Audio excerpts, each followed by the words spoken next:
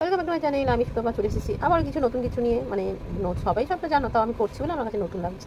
তাতে আমি সব ভালো করে কেটে সব কিছু ভালো করে কুচিয়ে নিয়ে নিয়েছি। তার কড়াইটা বসিয়ে দিচ্ছি, কড়াইটা ভালো করে গরম হয়ে গেছে। তার মধ্যে দিয়ে দেবো এবার সুজি। যে যেমন যতটা পরিমাণে করবে সে ততটা পরিমাণে দেবে, তা আমি আমার মতো পরিমাণে করে দিচ্ছি।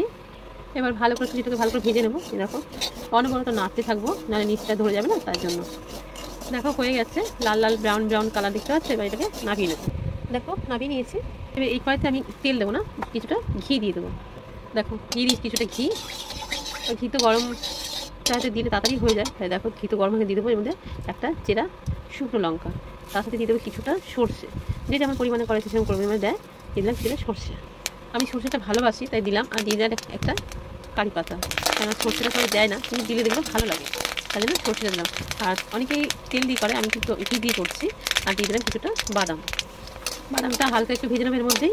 এই দেখো আমি আমার মতন করে করলাম, আমি কীভাবে করে দেখালাম, তোমরা কীভাবে করো অবশ্যই বলবে, ঠিক আছে। এবার এর মধ্যে দিয়ে দেবো কুচি কুচি করে কেটে রাখা আলু। আলুটা তো একটু টাইম লাগবে, তাই আলুটা একটু ভালো করে ভেজে নেবো, যাতে ভাজার তেলে সিদ্ধ হয়ে যায়। এর মধ্যে দিয়ে দেবো একটু লবণ, তাতে আলুটা না তাতে সিদ্ধ হয়ে যাবে, তার জন্য ভালো করে নুনটা দিয়ে ভেজে নেবো। নুনটা দেওয়াতে তো যে কোনো সবজি তাড়াতাড়ি নরম হয়ে যাবে। আর এমনভাবে কাটা হয়েছে একটুতেই সিদ্ধ হয়ে যাবে। দেখো না, একটা আলু আমি হাত দিয়ে তুলে দেখলাম সিদ্ধ হয়ে গেছে, জানো তো। তাই এর মধ্যে যেটা ঝাল হবে তার জন্য দিয়ে দেবো কিছুটা কাঁচা লঙ্কা। আর তার সাথে দিয়ে দেবো কিছুটা ক্যাপসিকাম, তার সাথে দিয়ে দেবো কিছুটা পেঁয়াজ। আমার মেয়ে দেখো কেটেছে, দেখো কত সুন্দর করে। তো এটা একটু ভালো করে ভেজে নেবো, জানো তো, তাহলে খুব সুন্দর ভাজা হয়ে যাবে। আর এর মধ্যে আমি দিয়ে দেবো এবার হলুদটা না দিলে না, তাই সামান্য, খুবই সামান্য 1 চিমটি দিলাম। এবার এটা না দিলে হলুদটাও সুন্দর সিদ্ধ হয়ে যাবে সবজির সাথে, আর সবজিটাও খুব সুন্দর সিদ্ধ হয়ে যাবে।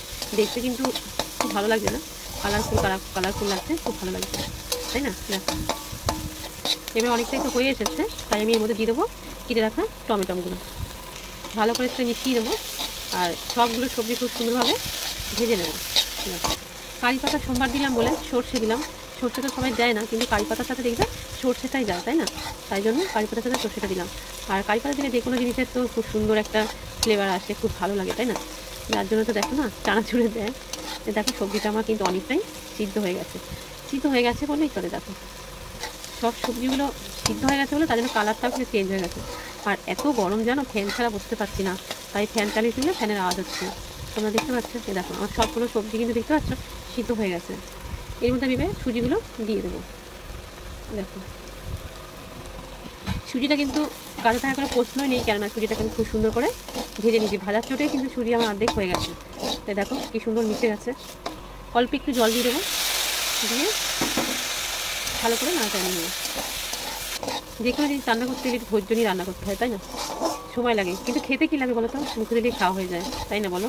যেহেতু ঝাল ঝাল পছন্দ করি বলে আমরা চিনিটা সামান্য যেন টেস্টটা ব্যালেন্স করার জন্য দেবো।